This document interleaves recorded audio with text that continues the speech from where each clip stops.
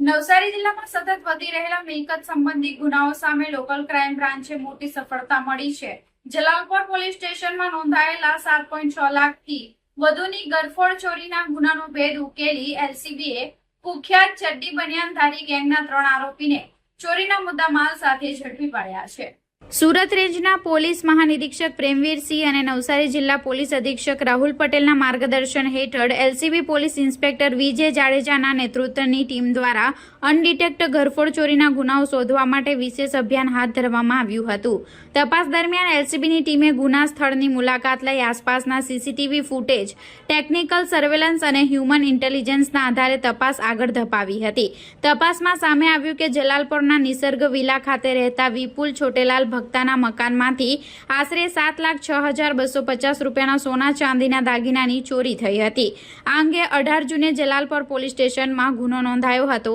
બાતમીના આધારે એલસીબીની ટીમે એરુ ખાતે અવધ ક્વીન્સ બેરી સામે આવેલી નહેર પાસેથી કુખ્યાત ચડ્ડી બનિયાનધારી ગેંગના 3 આરોપીઓ ઈશ્વર જોરસિંહ મંડોડ, રહેવાસી ચીલાકોટા ગામ, તાલુકો લીમખેડા, જિલ્લો દાહોદ, રમસુ ઉર્ફે રમતુ ભુરિયા, મૂળ ચીલાકોટા ગામ, હાલ વેસમા નજીક રાજહંસ રેસ્ટો કંપનીમાં રહેતો, અને નરેશ ઉર્ફે નરિયો આમલિયાર, રહેવાસી ચીલાકોટા ગામ, તાલુકો લીમખેડા, જિલ્લા દાહોદને પોલીસે ઝડપી પાડ્યા હતા। ઝડપાયેલા આરોપીઓ પાસેથી તાંબાની ગણેશજીની મૂર્તિ, ડિયોર કંપનીની લેડીઝ ઘડિયાળ, 365 ચલણી સિક્કા, 10,300 રૂપિયા રોકડા તેમજ અન્ય મળી કુલ 21,007 રૂપિયાનો મુદ્દામાલ કબજે કરવામાં આવ્યો હતો। નવસારી એલસીબી પોલીસે કાયદેસરની કાર્યવાહી બાદ જલાલપોર પોલીસ સ્ટેશને સોંપ્યા છે। પોલીસ હવે આરોપીઓને વધુ પૂછપરછ કરી અન્ય મિલકત સંબંધી ગુનાઓમાં તેમની સંડોવણી અંગે તપાસ ચલાવી રહી છે।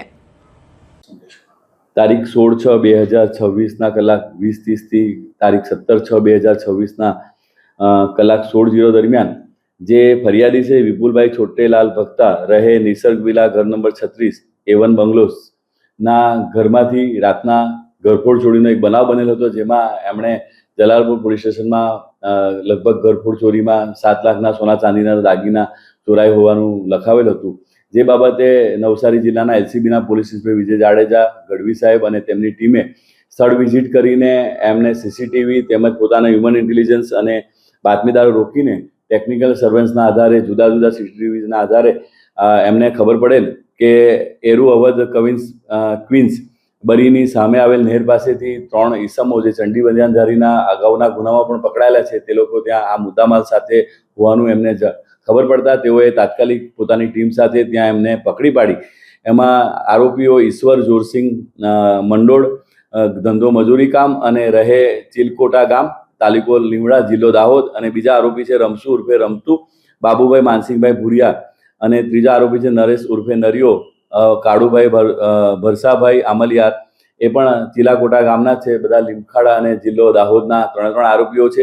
જે આરોપીઓ એની એમાં એવું છે કે આજુબાજુમાં મજૂરી કામ કરતા હોય છે અને પછી દિવસ દરમિયાન જે ઘર બંધ હોય એની રેકી કરીને પછી રાત્રિના સમયે આ લોકો આરોપીઓ એ ઘર મકાનને ટાર્ગેટ કરીને ઘરફોડ ચોરીના બનાવો કરતા હોય છે।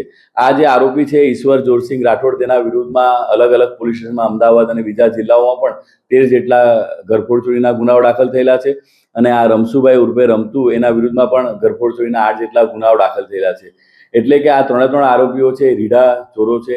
આ નવસારી એલસીબીની ટીમે અનડિટેક્ટ ગુનાને ખૂબ હિંમતથી અને સીસીટીવીના આધારે ખૂબ મહેનત કરીને ચોરી જે અનડિટેક હતી એને ડિટેક્ટ કરેલ છે, અને એમાં મુદ્દામાલ તરીકે 21,000 રૂપિયા જેટલાનો મુદ્દામાલ કબજે કરવામાં આવેલ છે।